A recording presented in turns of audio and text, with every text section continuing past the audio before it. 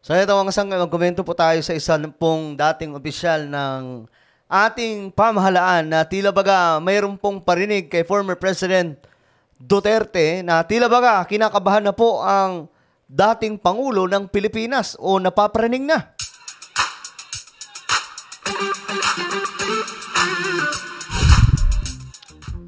So magandang oras po sa lahat ng mga nanonood ngayon. Okay? Bago tayo mag-umpisa, ito, mga sanggay. Lalabas po muna natin yan. Wala tayong kinakampihan o sinasambang politiko. Okay? Para lamang po mas malinaw po sa ating lahat. Anyway, bago tayo magpatuloy, pakisubscribe po muna yung ating YouTube channel. Sa mga nanonood po dito sa YouTube na hindi pa rin po nakakapag-subscribe hanggang ngayon, may makikita po kayong subscribe button sa ibaba. Pindutin nyo lamang po yan, tapos i-click nyo rin po yung bell at i-click nyo po yung all. At kung kayo naman po ay nanonood sa Facebook, huwag nyo rin pong kalilimutan na i-follow ang ating Facebook page. Eto na guys, mag-komento na po tayo. Ito po si, former hindi pala former president. Ito pala ay si Trillanes. Si former Senator Trillanes. Meron daw pong pasaring kay dating Pangulong Duterte. Ang ICC arrest warrant darating daw po sa panahong di inaasahan. Wow. Ayos parang parang nasa Biblia, di ba? Yung second coming ni Jesus Christ. Sabi doon, darating ang ating Panginoon sa panahon na hindi po natin inaasahan. Parang doon ata kinopya to ng dating senador na si Trillanes. So, ulitin ko lang, ha? Wala po tayong kinakampihan ditong politiko o sinasamba na politiko. Tayo dito ay neutral lamang. Nang sa ganun, yung mga komento po natin, hindi po makita ng iba na bias. Dati kasi mga sangke, di ba, mayroon po tayo mga inaangat na politiko. Pero ngayon, hindi na po ganoon. Nakikita po natin, mga sangkay, magkukomento po tayo, pero it doesn't mean na kukomment po tayo, sinasamba na po natin yung kung sino mang politiko. Okay ba yun? Ito, panoorin natin itong balita. Naniniwala si dating Senador Antonio Trillanes IV na wala pang warrant of arrest na ini-issue ang International Criminal Court o ICC laban kay dating Pangulong Rodrigo Duterte. Sa kanyang post sa social media na X, sinabi ng dating mambabatas na wala pa siyang alam hinggil sa paglalabas ng ICC warrant. There is no ICC warrant issued that I know of. Chill lang, masyado naman kayong praning. Ay na nga. Ito yung parinig po ni Trillanes kay former President Duterte na napapraning na daw. Tapos ang karugtong, darating din yan when you least expect it. Sa panahon na hindi inaasahan. Pero ang kasi dito mga sangkay, kahit naman po maglabas ng warrant of arrest. Kahit maglabas po yan ng warrant, wala pa rin po mangyayari. Kasi sino naman ang magpapatupad? Diba? Alam nga naman ng dating senador na si former Senator Trillanes. O sino pa ba dyan na pwedeng magpatupad? Wala po mga sangkay Ewan ko lang kung sino. Tingin nyo, sinong pwedeng magpatupad dyan? Sinabi po ng Philippine National Police na hindi po nila gagalawin itong dating Pangulo ng Pilipinas, mga sangkay. At yun din po yung utos ng Presidente ng Pilipinas. Di ba?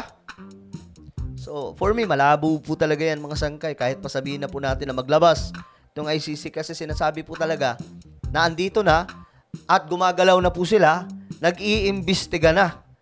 Ang tanong dito mga sangkay, gaano ka totoo o ka pure ang intention sa investigation? Diba? Kasi itong ICC wala pong jurisdiction yan dito sa Pilipinas. Lalong-lalo na po, lahat po nagpa-function sa atin. Yung justice system sa bansa, nagpa-function naman. Hindi naman po nahihirapan yung mga hukom sa Pilipinas. Diba?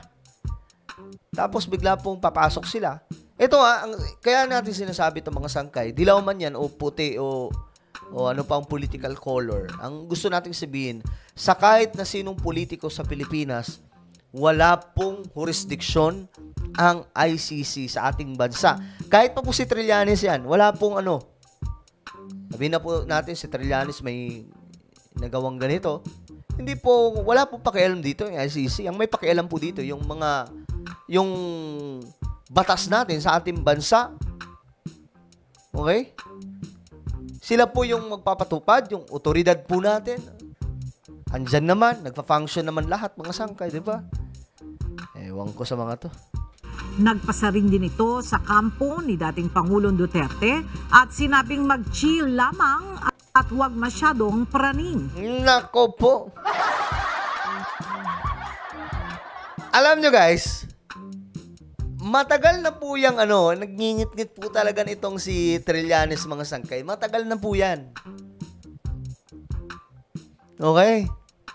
Panahon pa po ni former President Duterte, matagal na po yung kanilang bakbakan, yung banggaan po nila. Hanggang ngayon, hindi pa rin po natatapos. Kaya siguro sana magano na lang, no? Mag-parliamentary system na lang po tayo para magkaalaman na kung sino talaga yung tunay at matalinong politiko, di ba? Hindi yung ganito, pamidya dito, pamidya doon, post dito, post doon. So, ay nako, nakakaumay na mga sangkay. Ayon pa kay Trillanes, darating din umano ang arrest warrant sa panahon na hindi ito inaasahan. Panis. Ganun kalupit. Pero kahit naman lumabas po yan, hindi po natin inaasahan. Hindi po inaasahan ng dating Pangulo. Malabo pa rin po talaga. Unless pumayag, maliban na lang papayag yung presidente ng Pilipinas na gamitin ang ating kapulisan para isilbi itong kung ano mang ilalabas ng ICC. Pero hanggat wala, malabo po yan mga sangkay. Yung presidente natin, ilang beses na rin nagsalita. O ito, ano rin natin? Pinangahawakan ng kampo ni dating Pangulong Duterte ang pahayag ni Pangulong Marcos Jr. na hinding-hindi hahayaan na makapag-imbestiga ang International Criminal Court o ICC ukol sa madugong war on drugs ng nakarang administrasyon. Napaulat ang ibinahagi ni dating presidential spokesman Harry Roque na nabahala siya nang tawagan siya ni Duterte at sinabi na may natanggap itong impormasyon na ipinaaresto na siya ng ICC. Kaya pala sinasabi po ni Trillanes na huwag kang praning. Kasi dahil po dito sa mga lumalabas, kasi kahit nga ako, mga sangkay, yun din yung naisip ko. Ano ba, natatakot ba si Duterte sa arrest warrant na yan? Kasi tumawag daw bigla kay Harry Roque. Tapos sabi dito, uy, kumbaga sa ating usapan, uy, mukhang may sa akin dito ah. Ano kaya gagawin ko? Di ba? Ganun po yung dating So ngayon, mga sangkay, pinangahawakan po nila yung sinabi ng ating presidente ngayon, si Bongbong Marcos, na hindi po makikipag-cooperate. Pwede naman ewan ko, sabi naman po mga sangkay, nag-iimbestiga na. Diba? Nag-iimbestiga na raw itong ICC dito sa Pilipinas. Pero ang tanong pa rin, paano nila gagawin yung investigasyon kung hindi po sila nakikipagtulungan sa Philippine National Police? Sa batas natin, sa gobyerno natin, wala po silang ganun Actually, pwede po silang hulihin ng ating pamahalaan dahil panghihimasok po yung kanilang ginagawa. Diba? So, itong si Trillanes, mga sangkay, tingin ko nangaasar lang ito Inaasar lang po niya yung presidente, dating presidente, kasi matagal na po ito silang nagbabangayan Paulo Duterte, Trillanes, diba? Matagal na po yan sila nagbabangayan, mga sangkay, and until now, wala pong katapusan. Ay, nako naman. Nakakaumay na yung politika sa Pilipinas. Paulit-ulit na lang ganito. Well, ano po ang inyong opinion, mga sangkay? Tingin nyo ba? totoong na paparaning na itong dating Pangulo ng Pilipinas na si Duterte ayon po kay Trillanes? I-comment nyo po sa ibaba ang inyong mga opinion. At ngayon mga sangkay, meron po akong isang YouTube channel. Ito po ay Sangkay Revelation. And I'm sure magugustuhan po ito ng mga born again Christians kasi yung mga ina-upload po natin ditong video about Bible, about po sa mga prophetic events na nagaganap ngayon at mga magaganap pa. Okay? Magandang content yung inilalabas po natin dito. So, ang gawin nyo lamang, hanapin nyo lamang ito sa YouTube. Kapag nakita nyo na itong Sangkay Revelation, subscribe, click the bell, and click all. Ganun lamang po kadali. Okay? Ako na po ay magpapaalam hanggang sa muli. This is me, Sangkay Janjan. Palagi nyo pong tatandaan that Jesus loves you. God bless everyone.